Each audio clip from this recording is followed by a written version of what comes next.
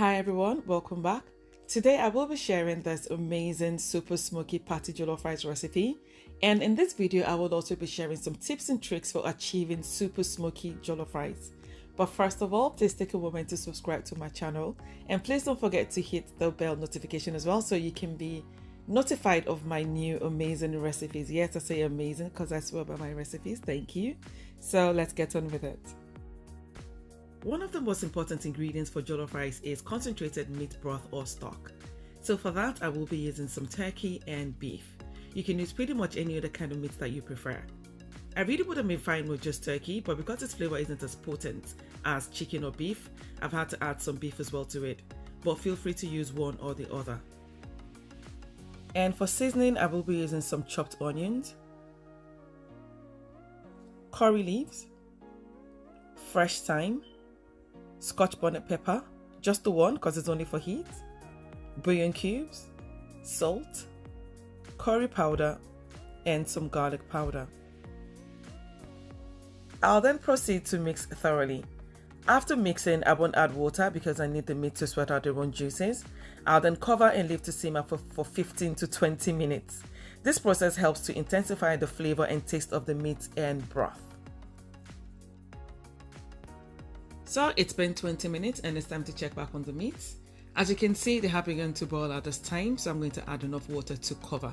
Please don't add too much water, otherwise it's going to be too watered down and you need your stock to be super concentrated. And then I will cover and leave to cook until the turkey is softened.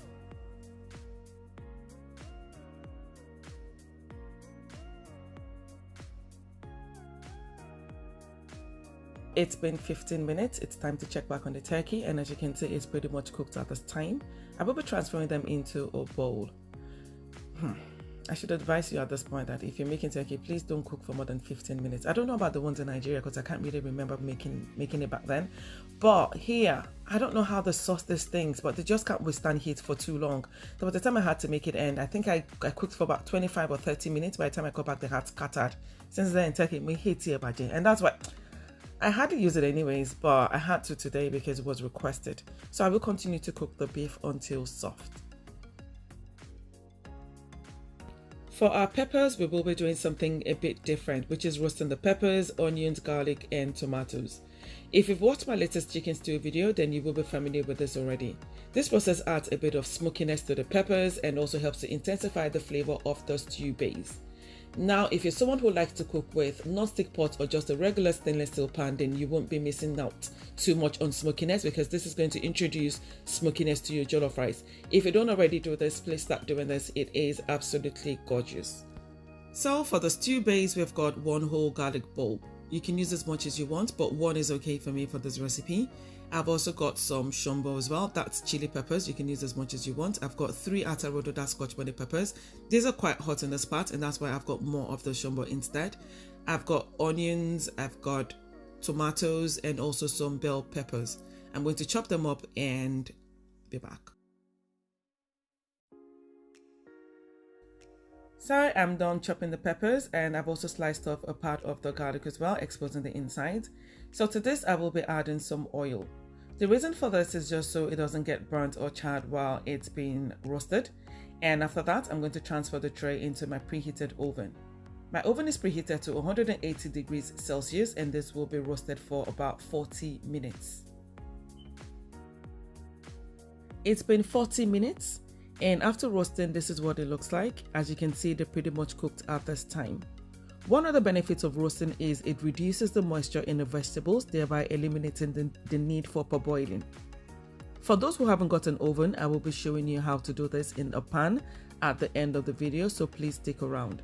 I'll also be sharing some tips for perfect jollof rice. You're welcome.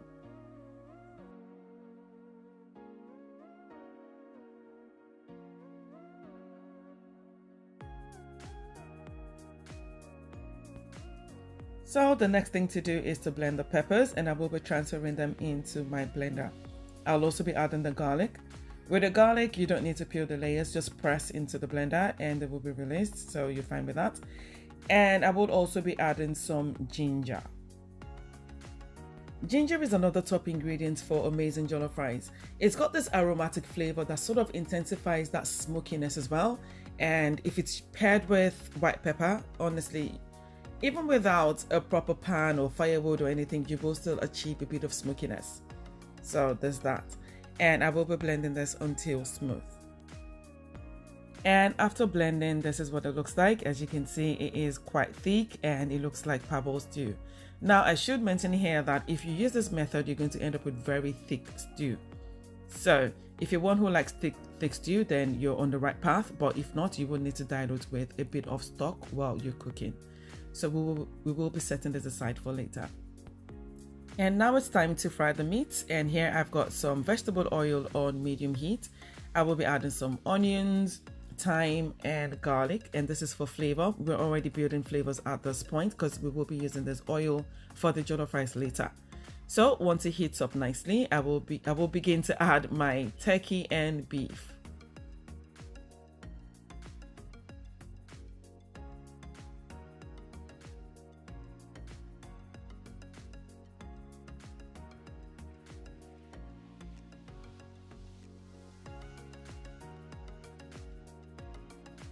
And once the beef and the turkey have been well distributed in the oil, I will be frying this until they're brown on all sides. This is going to take between 10 to 15 minutes. And at this time, I'm fine with the beef, so I will be taking the beef out, leaving the turkey in there.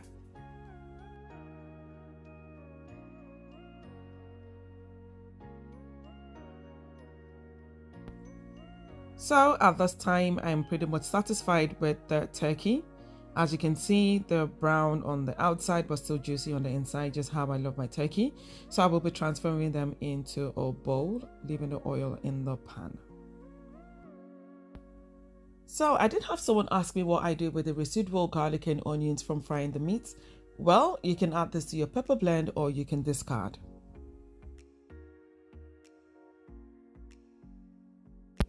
Now it's time to cook the jollof rice, and in this pan I've got some of the oil from frying the meat, and into this I will be adding some chopped onions. I've got roughly 2 small chopped onions in here, and I will be frying this for about a minute and then go in with my tomato paste. I'm sure you can tell that I've got 2 different tomato paste brands in here. Yeah, there's a reason for that, and at the end of the video I will be showing you which brands I use and why I use them. So we will be frying this for about 15 minutes or until it begins to taste really sweet. And also until the tomato paste begins to look a bit pebbly, you know, like little pebbles. I know some people fry their tomato paste for about 2 minutes and some just add it directly into the stew. No, you're doing it wrong.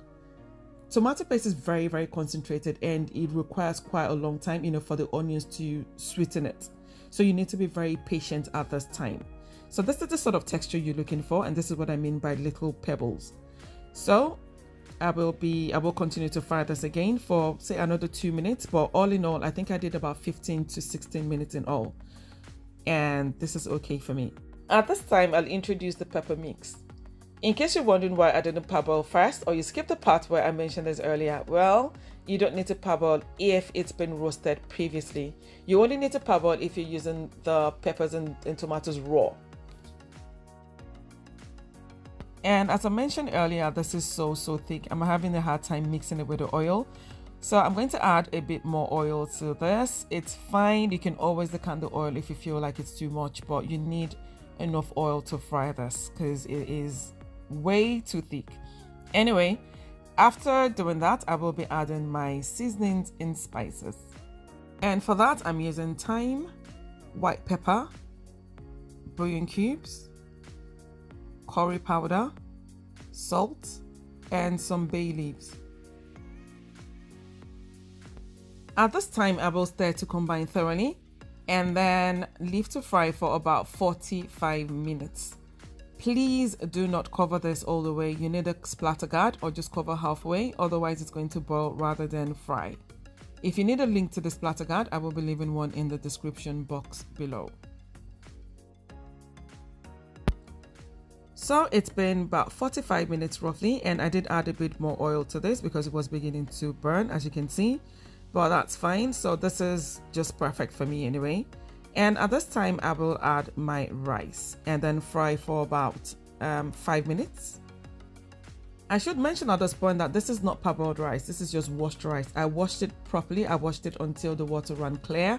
And this is what you need to do as well. You need to wash until the water runs clear. Otherwise, you're going to end up with soggy rice. And if you're not very confident with using raw rice, what you can do is you can parboil before adding, but honestly, you won't get that smoky flavor because the rice needs to fry. It needs to fry for a long time for you to achieve it. So I'm going to add some of the broth to it. I think I used roughly about 2 cups.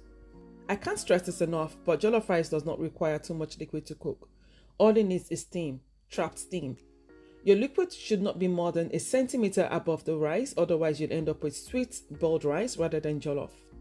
And this is why olopos and caterers use Dutch pots. You know, is it Agbari Ojuku or the Adogon? One of the two anyways, the one for jollof.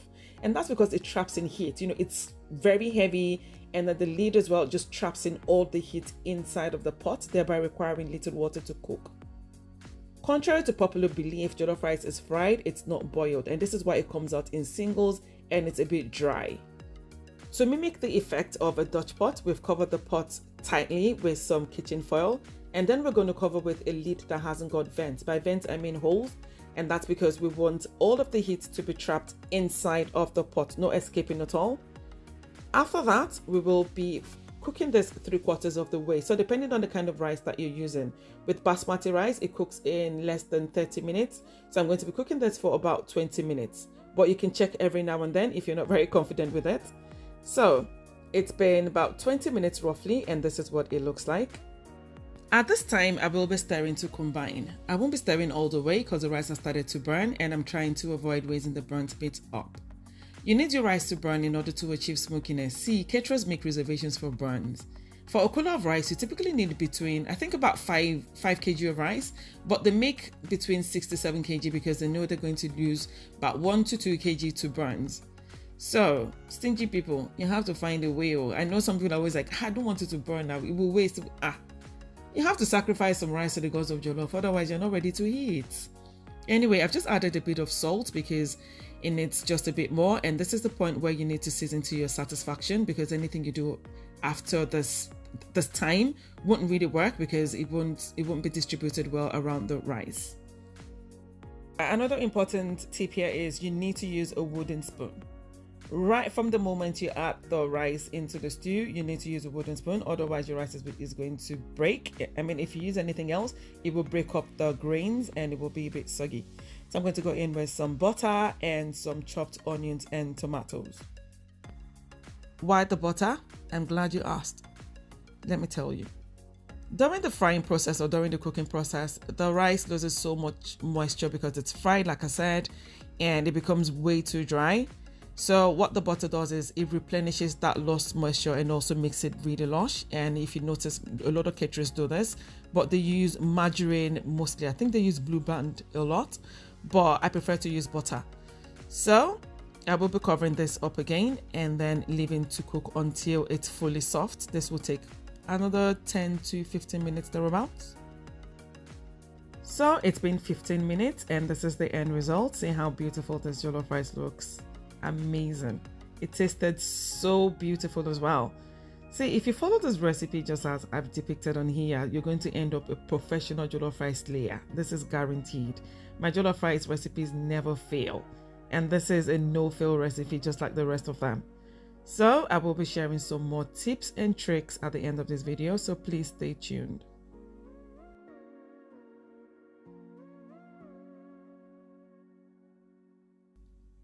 So the first tip is to show you how to roast your peppers without an oven. And what you need is your peppers. Obviously, these are not the peppers I use for my jollof, obviously, but these are all I've got at home.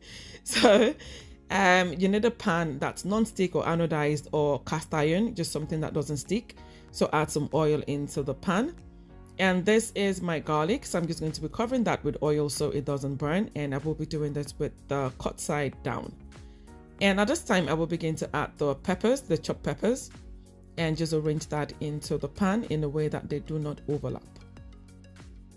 I should mention at this point that you need to do this on low heat or low to medium heat, not high heat, because what you need to achieve is that charred effect. So obviously if you do it on high heat, then that's going to happen a bit too soon without the peppers properly roasting. So you need to do this on low to medium heat and just keep turning every now and then until you achieve a well-rounded charness. I don't know if that's a word, but I'm sure you understand. So this is what it looks like at the end. This took me roughly about 30 to 35 minutes. Yeah, it's a time waster, but no pain, no gain, right? So this is what the garlic looks like. And as you can see, just push it out and it just comes out. And so that's it for the smoked peppers. So this second tip is for those in the UK or whichever country where there's two brands are sold. These are my two absolute favorite tomato brands.